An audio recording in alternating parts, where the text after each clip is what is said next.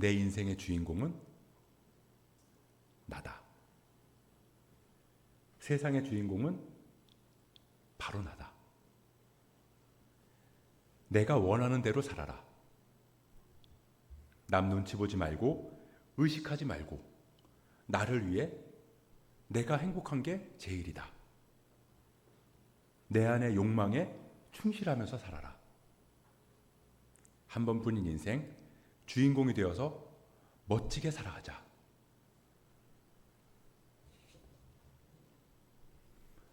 지난 시간에 우리는 번성해가는 이스라엘 그리고 그로 인해 근심하는 바로를 살펴봤습니다. 바로는 이스라엘을 두려워했어요. 이스라엘이 있어도 위협이 되고 떠나가는 것도 걱정이었습니다. 그냥 이스라엘 그 자체가 근심이고 두려움이었어요. 그래서 어떻게 했나요? 우리가 그들에 대해서 지혜롭게 하자라고 말하면서 노동을 시켰죠. 국고성 비돔과 라암셋을 건축하게 했어요.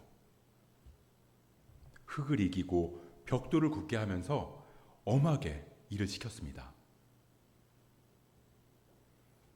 이스라엘은 고통스러웠어요. 분명히 하나님께서 번성하고 강해서 땅에 가득할 거라는 축복을 주셨는데 왜 고통이 따라오냐고요. 이스라엘의 고통은 이스라엘이 애국과 구별될 수 있게 해줬고 하나님의 백성이 세상과 구별될 수 있게 해주는 도구였던 거죠. 이스라엘이 그 고통을 벗어날 수 있는 방법은 애굽인이 되면 되는 거였어요. 그렇게 애굽인이 되게 하기 위해서 엄한 일을 시키는 게 그들이 말하는 지혜였습니다. 근데 그런 지혜에도 불구하고 애굽은 이스라엘에 대한 근심이 줄지 않았어요. 그래서 그 지혜로 또 다른 계획을 세우죠. 바로 아이가 태어나면 그 자리에서 죽이는 거였습니다. 그 계획을 세우고 나름대로 머리를 굴린 거죠. 그래서 생각해낸 게 산파였습니다. 산파를 이용해서 계획을 이루면 수월하게 일을 진행할 수 있다고 생각한 거죠. 산파는 아이가 태어날 때 아이를 받는다고 그러죠. 산모가 아이를 낳을 때 아이가 나오는 걸 도와주는 사람이에요. 지금이야 대부분 병원에서 아이를 출산하기 때문에 산파라는 직업이 거의 사라졌지만 고대 시대부터 있었던 이 산파는 지금도 여전히 출산 도우미라는 이름으로 존재하고 있습니다. 그런데 이 산파라는 직업이 어떤가요? 전문직이라고 하면 전문직이지만 그렇다고 사람들한테 그렇게 인기 있는 직업은 아니에요. 당시에도 마찬가지였습니다. 당시 산파는 하류층의 직업이라고 말하는 사람도 있었는데 정확하게는 모르지만 아무튼 그렇게 높은 계층에 속한 사람들은 아니었다는 건 확실한 거죠. 바로는 그런 산파들을 부릅니다. 십브라라고 하는 사람이랑 부아라고 하는 사람이었어요. 물론 산파가 이 두 사람만 있었던 건 아니었을 거예요. 아마 이 사람들은 가장 대표적인 산파이거나 산파들의 책임자들이었겠죠. 그렇게 산파를 불러서 바로가 명령합니다. 15절, 16절입니다. 애굽 왕이 시브리 산파 십브라라 하는 사람과 부하라 하는 사람에게 말하여 이르되 너희는 히브리 여인을 위하여 해산을 도울 때에 그 자리를 살펴서 아들이거든 그를 죽이고 딸이거든 살려두라. 가서 히브리 여인들, 이스라엘 여인들이 아이를 낳을 때 잘 보고 있다가 남자아이가 태어나면 그 아이를 그 자리에서 죽이고 여자아이가 태어나면 살려둬도 된다. 이 말을 하는 거예요. 뭐 남자아이들을 살려두라는 이유는 간단합니다. 남자는 커서 군사적인 위협이 될 수도 있기 때문이에요. 그리고 이스라엘 종족의 번성을 막기 위함이기도 했고요. 산파들은 아이가 태어나면 제일 먼저 아이들을 보기 때문에 어찌 보면 아무도 모르게 아이를 죽일 수 있다고 생각한 거죠. 태어나면서 죽었다고 말할 수 있으니까요. 그래서 바로는 산파들을 불러서 명령을 한 거예요. 근데 17절에 보면 산파들이 어떻게 하죠? 그러나 산파들이 하나님을 두려워하여 애굽 왕의 명령을 어기고 남자 아기들을 살린지라. 바로의 명령을 어겼다는 겁니다. 지금 이 이야기를 끌어가고 있는 건 바로예요. 바로가 새 왕이 됐고요. 바로가 이스라엘을 보고 두려움을 느꼈어요. 그래서 바로가 이스라엘에게 국고성과 라암셋을 짓는 노역을 시켰고요. 바로가 이스라엘의 남자 아이들을 죽이라고 한 거예요. 그러니까 지금 이 모든 일이 바로의 주도하에 일어나고 있다는 겁니다. 근데 그런 바로의 이야기에 제동을 건 인물이 있는데 그게 바로 산파였다는 거예요. 여러분, 산파는요, 엑스트라예요. 이 이야기에서 엑스트라라고요. 바로가 여봐라, 산파를 불러라. 그러면 산파 1, 산파 2가 막 들어와서 바로 앞에 엎드려요. 그리고 바로의 이야기를 다 듣고 네, 알겠습니다. 이 한마디 하고 퇴장하면 끝나는 사람들이라고요. 산파는 출애굽기 내내 오늘 이 몇 구절을 제외하고는 오늘 이 구절 이후로 성경에 단 한 번도 산파라는 말이 등장하지 않아요. 그런데 이 엑스트라 같은 산파들이 지금 주인공이 전개하는 이야기의 흐름을 끄는 거라는 거죠.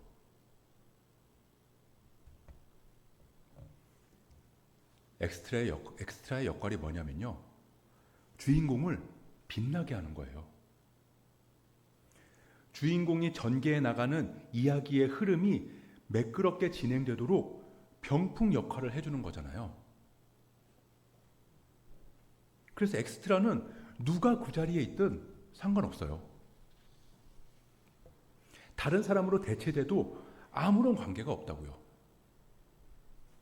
왜냐하면 이야기의 흐름에 전혀 영향을 주지 않으니까요. 십브라랑 부하. 십브라라는 이름, 그 자리에 백브라가 오든 천브라가 오든 아무런 상관이 없다고요. 근데 그 엑스트라 같은 산파들이 이야기의 흐름을 끄는 거죠. 그리고 성경은 그 이유를 이렇게 기록하고 있습니다.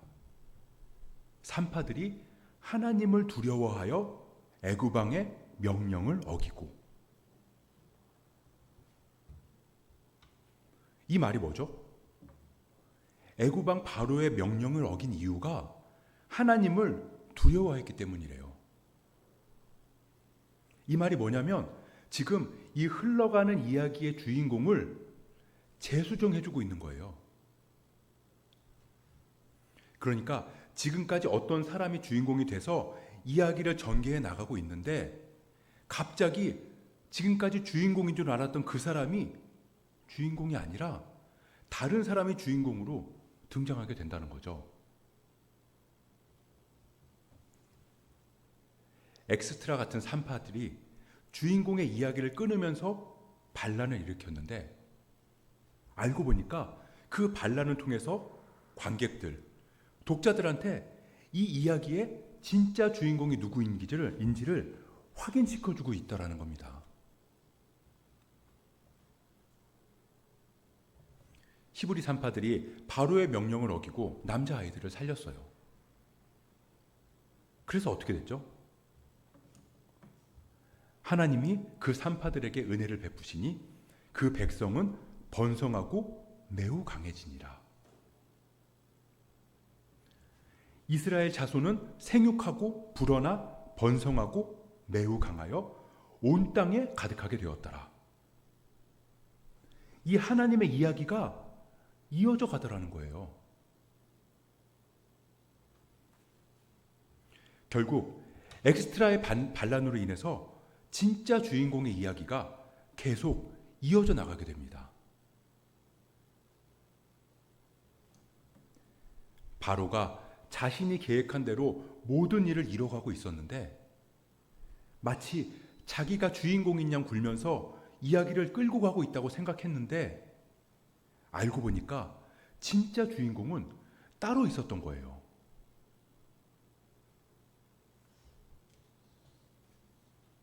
그렇게 엑스트라의 반란으로 진짜 주인공이 누구인지 우리는 알게 됐습니다. 근데 이 이야기는 여전히 바로가 주인공처럼 느껴진다는 거예요. 그러므로 바로가 그의 모든 백성에게 명령하여 이르되 아들이 태어나거든 너희는 그를 나일강에 던지고 딸이거든 살려두라 하였더라. 산파들이 바로의 명령을 어기면서 남자아이들을 다 살렸는데 바로는 더 악랄한 방법으로 대놓고 이스라엘 남자아기들을 나일강에 던져서 죽이라고 명령한 거예요. 그럼 산파들은 이 저항을 왜 했던 걸까요? 엑스트라의 반란으로 달라진 일이 있나요? 아무것도 달라지는 건 없는 것 같아요. 바로가 뉘우쳤다거나 계획을 철회했다거나 그런 일은 일어나지 않았습니다. 오히려 상황이 더 안 좋게 흘러가는 것 같아요. 산파들이 목숨을 걸고 반란을 일으켰는데 달라진 게 하나도 없다고요. 오히려 죽지 않은 것만으로도 다행이에요.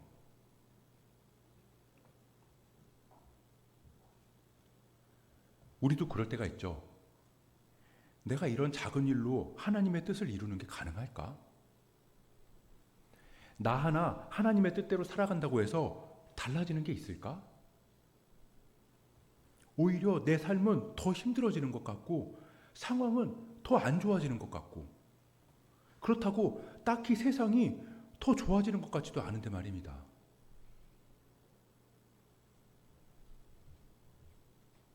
그래서 세상이 우리를 어떻게 속이냐면요. 하나님께 쓰임받기 위해서 우리가 유용해져야 된다는 그런 생각을 갖게 해요. 세상에서 어느 정도 영향력이 있어야 눈에 띄게 하나님 나라를 이룰 수 있다고 생각하게 만드는 거죠. 뭐 영향력까지는 아니어도 적어도 이 정도는 돼야 하지 않을까? 라는 생각을 갖게 한다는 겁니다. 이렇게 이야기하는 사람들이 있어요. 똑똑하고 머리 좋은 그리스도인들이 정치, 경제, 사회, 연애, 예술계 그런 각 분야의 리더의 자리에 올라가서 하나님 나라를 위해서 일해야 한다. 그래서 그리스도인들은 할 수만 있다면 열심히 공부하고 열심히 노력해서 영향력 있는 자리로 올라가야 된다. 그 자리에서 법을 바꾸고 문화를 바꾸는 게 훨씬 더 확실한 방법이다. 이렇게 말하는 사람들도 있어요. 물론 그 자리에서 하나님 나라를 위해 일할 수 있고 일해야 하는 건 맞죠. 근데 확실히 이야기할 수 있는 건 그런 주장은 전혀 복음적이지 않다는 겁니다. 그건 세상이 우리를 속이는 말이에요. 정말 그럴 수 있을 것 같이 여겨지거든요. 근데 세상 권세로 세상 권세를 이긴다? 주님은 단 한 번도 성경 어디를 찾아봐도 단 한 구절도 그렇게 말씀하신 적이 없어요. 단 한 번도. 마태복음 11장을 보면 세례 요한이 제자들을 보내서 예수님한테 오실 그 이가 당신이 맞습니까? 라고 묻는 장면이 나오거든요. 이상하죠? 분명히 세례 요한은 예수님이 메시아라는 걸 알았을 텐데 말이죠. 물론 세례를 베풀 때 하늘이 열리고 성령이 비둘기처럼 내리고 이는 내 사랑하는 아들이다 하는 하나님의 음성도 들었잖아요. 근데 왜 그런 질문을 했을까요? 어쩌면 세례 요한 역시 세상이 생각하는 메시아를 자기도 조금은 생각하고 있지 않았을까요? 당시 메시아에 대한 이미지는요, 로마의 압제를 무찌를 장군의 이미지였어요. 전쟁에 능한 왕의 이미지였다고요. 자신의 민족을 외세의 억압과 착취에서 해방시켜 줄 수 있는 사람. 그게 메시아였다고요. 당시 사람들은 거의 한 사람도 빼놓지 않고 다 그렇게 생각했을 거라는 거죠. 왜냐하면 구약에서 예언한 메시아는 억압에서의 자유와 해방을 이야기하고 있으니까요. 그러니 세례 요한도 비슷한 생각을 하고 있지 않았을까요? 조금은 아닐 거라는 생각을 하면서도 그래도 세상 사람들의 인식 속에 있는 그 이미지를 완전히 벗어버리지는 못했던 거죠. 그래서 조심스럽게 물어보는 거예요. 당신이 정말 그 사람이 맞습니까?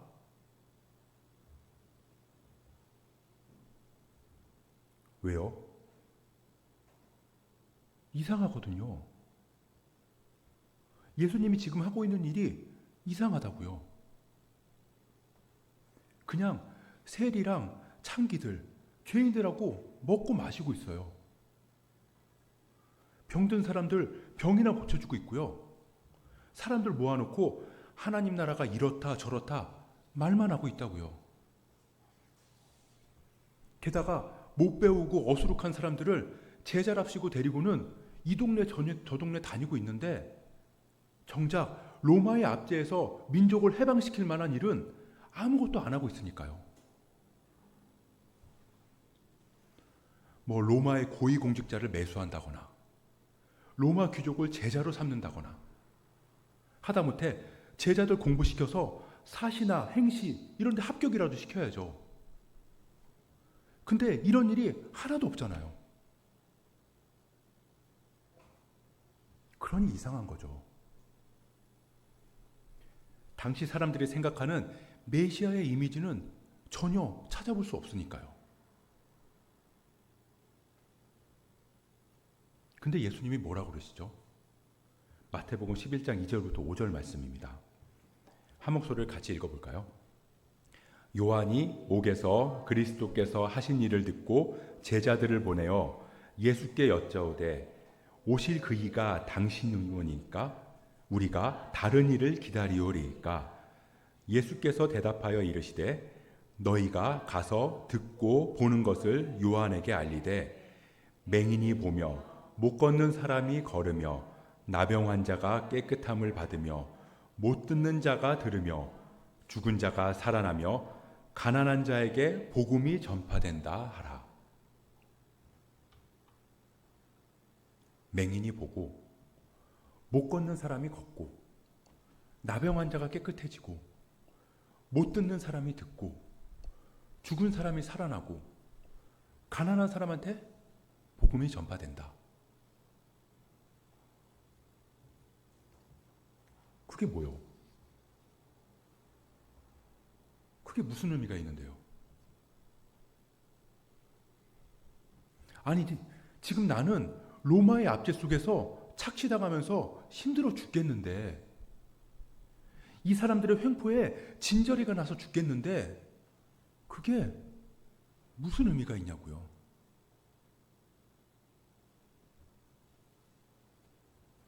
여러분들은 어떠세요?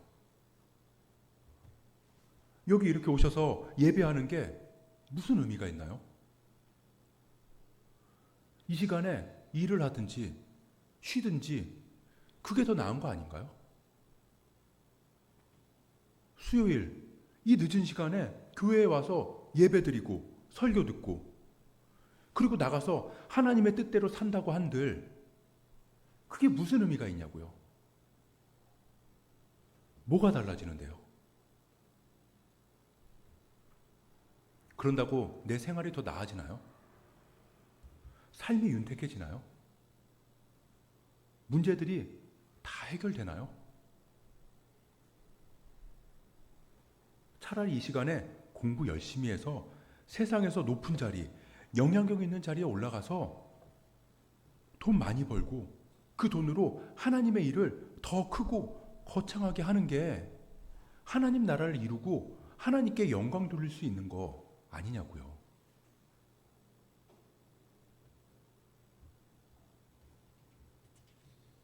그게 세상이 우리를 속이는 말이라는 겁니다.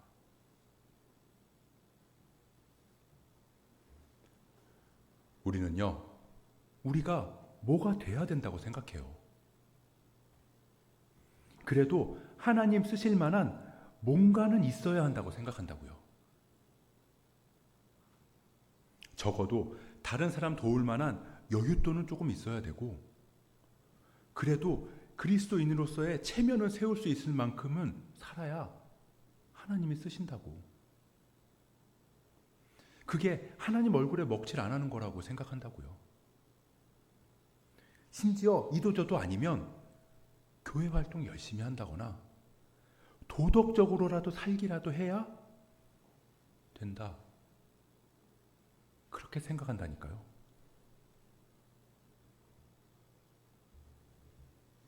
근데 말씀드렸잖아요.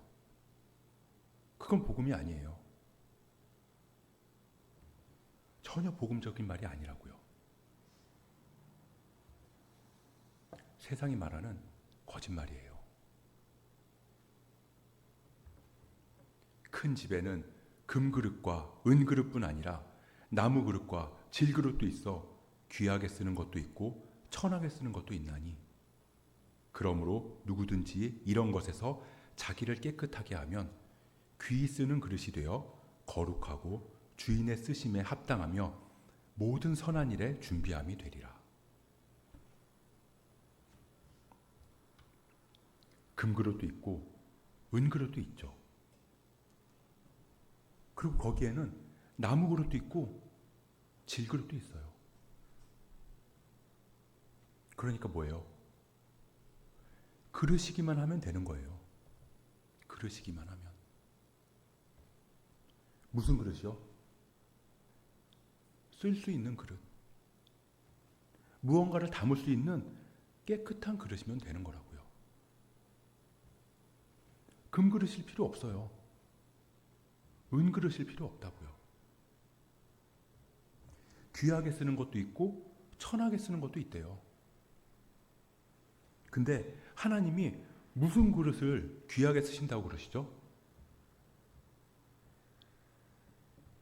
자기를 깨끗하게 하면 귀히 쓰는 그릇이 돼요. 하나님이 귀하게 쓰는 그릇은 금그릇, 은그릇이 아니에요. 분명히 말씀하시잖아요. 깨끗한 그릇을 귀하게 쓴다고. 깨끗하게. 그리스도의 보혈로 깨끗게 된 그리스도인이면 질그릇도 귀하게 쓰세요. 나무 그릇도 깨끗하면 귀하게 쓰신다고요. 근데 왜 금그릇이 되고 은그릇이 돼야 하나님의 일을 더 크고 영향력 있게 한다고 말하는 거예요.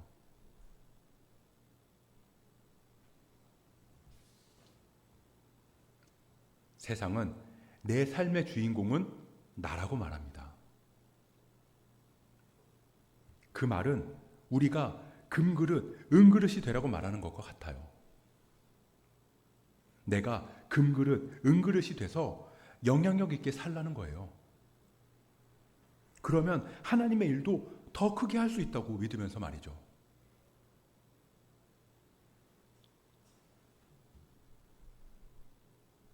우리는 주인공일까요? 아니요. 우리는요, 다 엑스트라예요.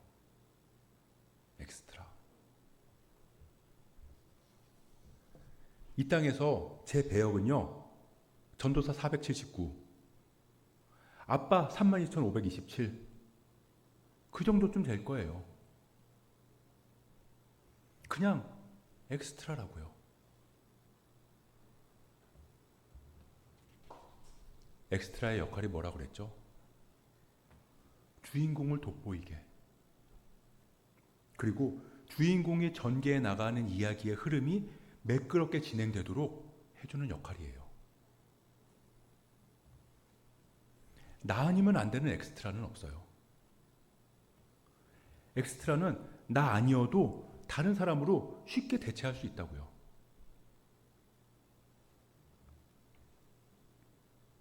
그렇게 우리에게 주어진 각자의 무대에서 우리는 주인공을 돋보이게 하면서 살아가요. 그러다가 가짜 주인공이 등장하면 어떻게 하죠? 내가 주인공이다 라고 나서는 사람이 나오면요, 그때 엑스트라는 반란을 일으켜요. 엑스트라인 우리의 그런 작은 저항을 통해서 가짜 주인공의 이야기가 끊어지고 진짜 주인공의 이야기가 이어져 가게 되는 거예요. 그게 우리의 역할이에요.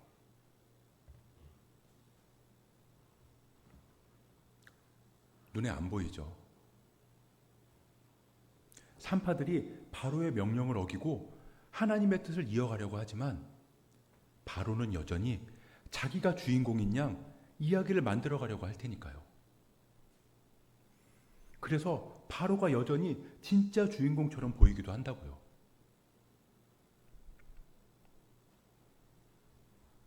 마찬가지로 우리가 아무리 반란을 일으켜도 세상은요, 하나님 나라가 전혀 이루어지지 않는 것 같이 느껴져요. 이게 무슨 의미가 있나? 나 하나 하나님 뜻대로 산다고 달라지는 게 뭐야? 오히려 나만 힘들고 나만 고생하고 나만 소외되고 나만 억울한데.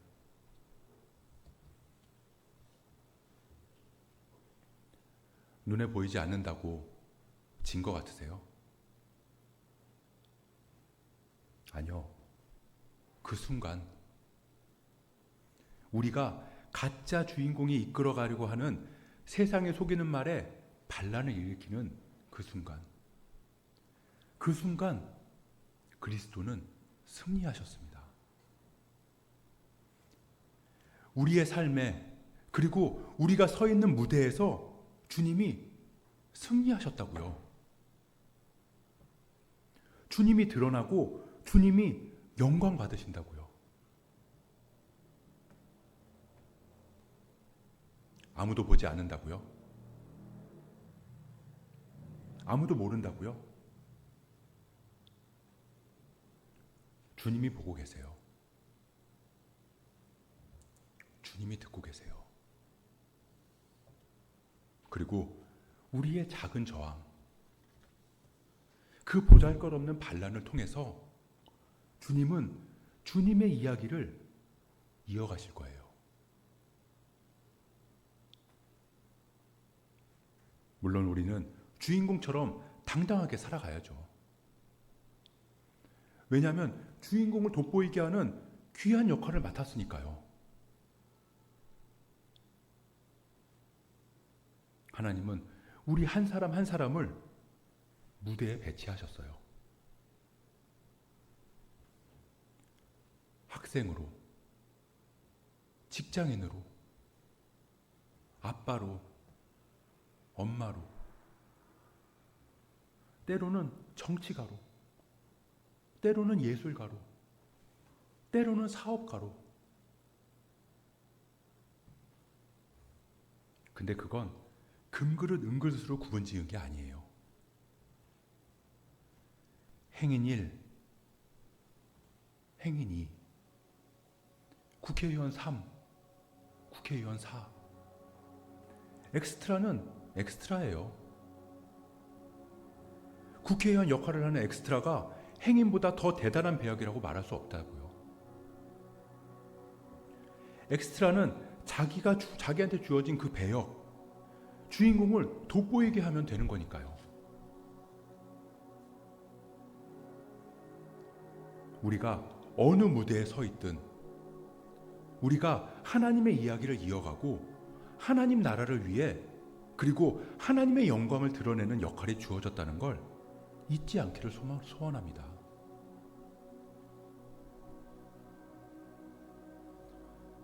높은 자리에 올라가야 하는 거 아니고요. 주인공이 돼야 하는 거 아니에요. 우리는 작은 저항, 엑스트라의 반란, 좀 더 구체적으로 말하면 하나님을 경외함으로 주어진 무대에서 역할, 사명을 감당하면 됩니다. 그때 시브라와 부하, 엑스트라의 이름이 기억된 것처럼 하나님께서는 우리 이름을 기억하시고 우리와 동행하실 줄 믿습니다. 그 축복이 저와 여러분, 우리 모두에게 함께 하시길 주님의 이름으로 축복합니다.